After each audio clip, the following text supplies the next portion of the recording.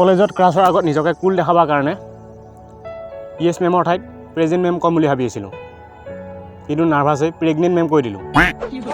এতিয়া কলেজৰ পৰা 7 দিনৰ কাৰণে আউট কৰি থৈছোঁ। দেখিছেনে পথাৰৰ মাজত বহি আছোঁ এতিয়া, ঘৰতো ক'ব নোৱাৰা প্ৰেগনেণ্ট মেম বুলি ক'লোঁ বুলি। এনেই এতিয়া পথাৰৰ মাজত ঘূৰি আছোঁ। সদায় কলেজৰ সময়ত 9টামান বজাত ঘৰৰ পৰা ওলাই আহোঁ, পথাৰৰ মাজত এনেকৈ বহি থাকোঁ। এইফালে কিবা শ্বুটিং হৈ আছে, এইফালে কিবা কিবি তাকে চাব আহিলোঁ। আৰু আকৌ ছুটি হ'বৰ সময়ত আকৌ ঘৰলৈ গুচি যাওঁ 2টামান বজাত। উপায় নাই, ঘৰতো ক'ব নোৱাৰা প্ৰেজেণ্ট মেমৰ ঠাইত প্ৰেগনেণ্ট মেম বুলি কোৱা বুলি।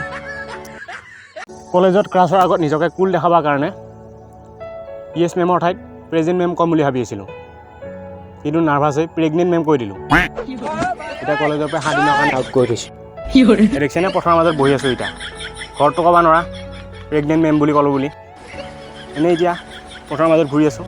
সদায় কলেজৰ সময়ত 9টামান বজাত ঘৰৰ পৰা ওলাই আহোঁ, পথাৰৰ মাজত এনেকৈ বহি থাকোঁ। এইফালে কিবা শ্বুটিং হৈ আছে, এইফালে কিবা কিবি তাকে চাব আহিলোঁ। আৰু আকৌ ছুটি হ'বৰ সময়ত আকৌ ঘৰলৈ গুচি যাওঁ 2টামান বজাত। উপায় নাই, ঘৰতো ক'ব নোৱাৰা প্ৰেজেণ্ট মেমৰ ঠাইত প্ৰেগনেণ্ট মেম বুলি কোৱা বুলি।